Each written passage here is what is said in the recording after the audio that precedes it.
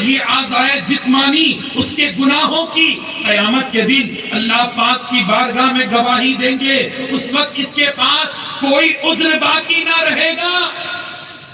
اور یاد رکھیے کہ اللہ تبارک و تعالیٰ نے کرامن قاتبین جو فرشتے مقرر کیے ہیں، یہ گناہ اور نیکیاں لکھنے پر مامور ہے۔ یہ فرشتے جانتے ہیں گناہ کرنے والا گناہ کرتا ہے اور ادھر لکھ دیا جاتا ہے۔ گناہ کرنے والا فرشتوں کو اپنے گناہوں پر گواہ بناتا ہے، زمین و آسمان کے اس خطے کو جہاں یہ گناہ کرتا ہے اپنے گناہوں پر گواہ بنا لیتا ہے۔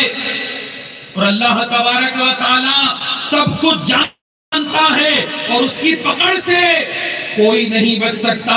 آپ نے سنا کہ گناہ کے دنیاوی نقصان بھی کتنے زیادہ ہیں، بیمار ہو جانا، صحت کا خراب ہو جانا، عبادت سے محروم ہو جانا، عقل میں فتور کا آ جانا، ہر وقت ٹینشن میں رہنا۔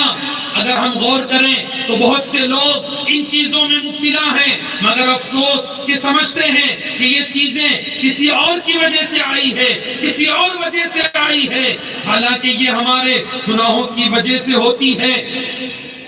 لہذا ہمیں چاہیے کہ گناہوں سے اپنے آپ کو بچائیں تاکہ دنیاوی اور اخروی نقصانات سے بچ سکیں۔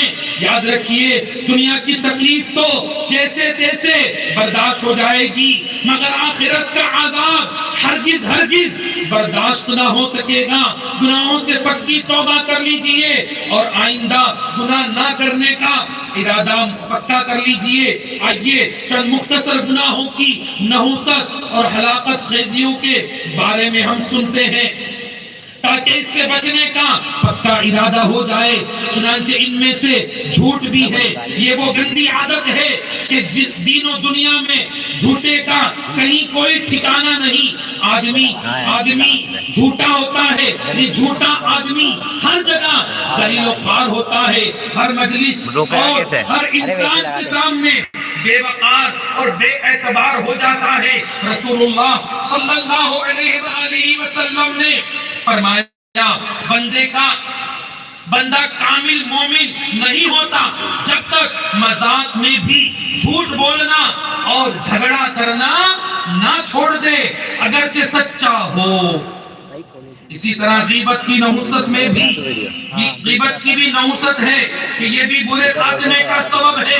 بکثرت غیبت کرنے والے کی دعا قبول نہیں ہوتی۔ غیبت سے نماز روزے کی نورانیت چلی جاتی ہے۔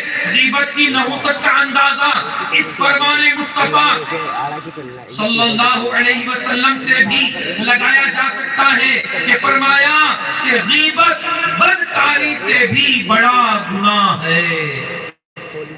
اسی طرح چغلی کے سبب بھی گھروں کی بربادی، آپس میں رنجشیں، بغض و کینہ پرورش پاتا ہے اور ایسے شخص کو اللہ پاک بھی پسند نہیں فرماتا۔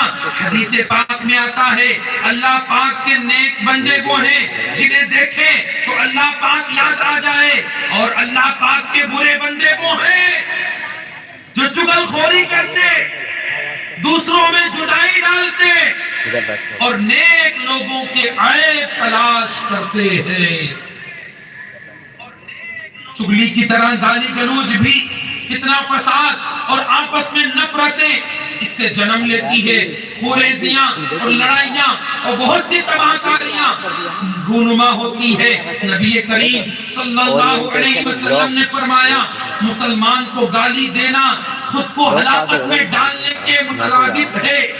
اسی طرح حسد بھی نہایت بری خصلت اور گناہ عظیم ہے۔ حاسد کی ساری زندگی جلن اور گھٹن کی آگ میں جلتی رہتی ہے، اور اسی جلن اور بے سکونی کے سبب اس کا سکون گویا چھین جاتا ہے، اور بے سکونی کے سبب اس کی زندگی بے رونق ہو جاتی ہے۔